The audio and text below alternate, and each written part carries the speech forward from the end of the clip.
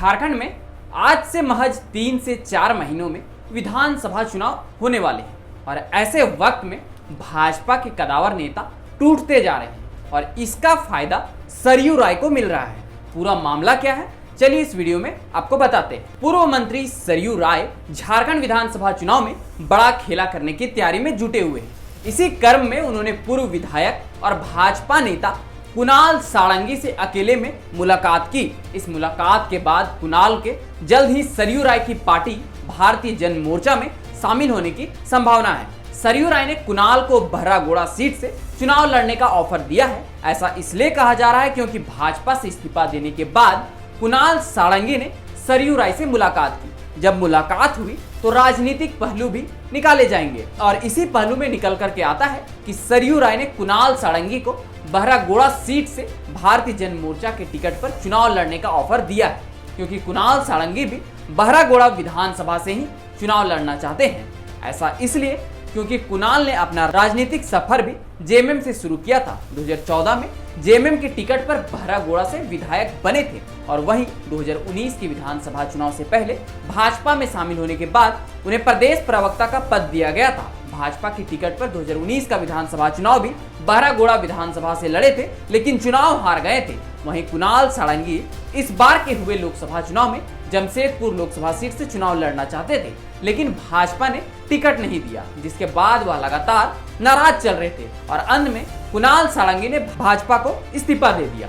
सोमवार की सुबह इस्तीफा देते हुए कुणाल अपने ट्विटर हैंडल पर अपने दर्द का इजहार करते हुए भाजपा पर गंभीर आरोप लगाते हैं। इसमें आपसी जलन, निम्न स्तर की गुटबाजी, युवाओं के लिए नकारात्मक चापलूसी और जरूरतमंदों के प्रति उदासीनता जैसे शब्दों से उन्होंने भाजपा की अंदरूनी तस्वीर पेश करने की कोशिश की। उनके अनुसार से भाजपा में सिर्फ जनाधार वाले बड़े नेताओं की ही जगह है और जमीनी कार्यकर्ता या थोड़े छोटे नेताओं की कोई जगह नहीं। इन सब बातों को उन्होंने अपने एक्स पर लिखा। अब एक सवाल उठता है कि कुणाल सारंगी को सरयू राय के साथ जाना क्यों मजबूरी है। तो चलिए इन सवालों पर भी बात करते हैं।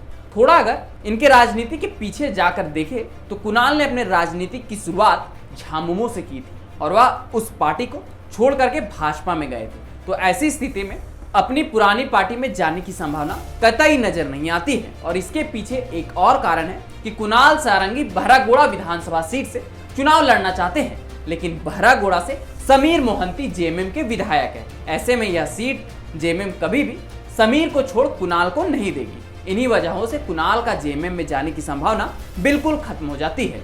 और वहीं इस बार के विधानसभा चुनाव में सरयू राय की पार्टी भारतीय जन मोर्चा ने 30 सीटों पर चुनाव लड़ने का ऐलान किया है।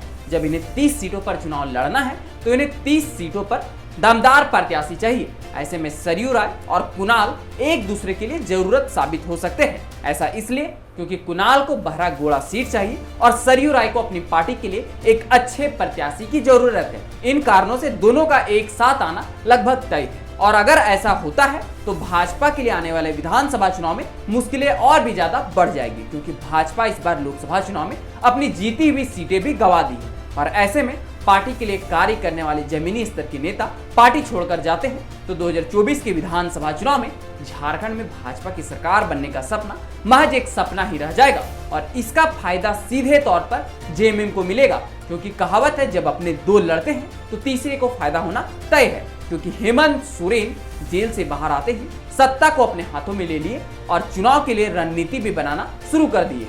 अब देखना होगा कि आने वाले विधानसभा चुनाव में जनता किसकी ओर करवट लेती है। इसके बारे में आप क्या सोचते हैं यह हमें कमेंट में जरूर बताएं और यह वीडियो अगर आपको इन्फॉर्मेटिव लगे तो अपने दोस्तों के साथ शेयर जरूर करें और साथ ही साथ हमारे इस YouTube चैनल को सब्सक्राइब भी जरूर कर लें। तो चलिए मिलते हैं अगले इसी प्रकार के कुछ और वीडियो के साथ। तब तक के लिए आप सबों को जोहार।